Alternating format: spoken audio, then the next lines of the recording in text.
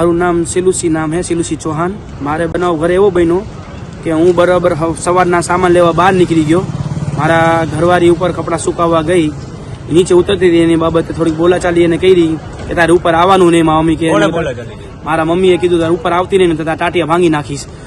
મારી ઘરવાળી કહે કે ના, કે હું ઉપર ખાલી કપડાં સુકાવવા ગઈ હતી એમ કરીને બે સાવણી એને ચોટાડી દીધી। ચોટાડીને સીધી એને વાળ પકડીને ત્યાં નાખી લીધી ને ઘૂસતા ને પાટા ને ઢીકા મારવા માંડ્યા ને એનો અવાજ જ બહાર ન નીકળી ગયો। બધા શેરી વાળા બધા આજુબાજુ વાળા જોવા માંડ્યા શું થવા માંડ્યું। હું બરાબર ત્યાં આવ્યો, ત્યાં આવીને મારા બાપા ને મારા મમ્મી ને મારા મામો રહ્યો ને એ હોત આવીને કે તમને કે મારી નાખવા હે કે શું નામ એનું, મારા બાપા નામ શિવનાથસિંહ હે, ગોવિંદભાઈ ભદોરિયા। હા સાહેબ, અમે અરજી કરવા ગયા અહીંયા આવીને સાહેબ મારા બાપો એમ કે હું પોલીસ રિટાયર આદમી હોય કે મને એ કે આ લોકો મને કે ઘરમાંથી બહાર કાઢે કે મને અહીંયા ઊંધું એને એવી લખાયું ને સાહેબ અમને મારીને અમને મારી ઘરવાળી બેભાન કરી નાખી। અને અહીંયા પોલીસ ચોકીને જઈને એમ કીધું કે મારા છોકરાને મારી ઘરવાળી બે થઈને અમને ઘરમાં રહેવા નથી દેતા સાહેબ।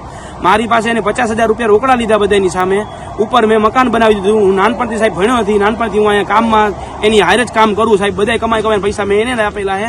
મને કે તારું આમાં કાંઈ છે જ નહીં સાહેબ કે મેં ઉપરનું મકાન નીચેનું મકાન બે ની હારે મેં બનાવ્યું। પેલા એની ઓયડી હતી એક એની ઓયડી, પછી ઉપરનું આગળજી બેનું બધું સાહેબ મારી મહેનત, હું દી રાત એની હારે મહેનત કરી, મશીન હલાવું સાહેબ, મજૂરી કામ કરું। મને દરરોજ મારી ઘરવાળી મને છોકરાને મારા બધાને જેમ આવે ટોર્ચર કરી। મારી માંગ એ સાહેબ કે અમને આરામથી નીચે રહેવા દે, બરાબર। મારા દાગીના એની પાસે છે સાહેબ, મારા દાગીના મળી જાય। અને મારી ઘરવાળીને એવી ધમકી મારે તો 10 લાખ રૂપિયા લઈને અહીંયા ઘરમાં ગરજે, નકર તને ઘરમાં નહીં કરવા દઉં, નકર હું તને ઘરે તો માર નાખી, ધમકી પૂરેપૂરી એને આપી છે।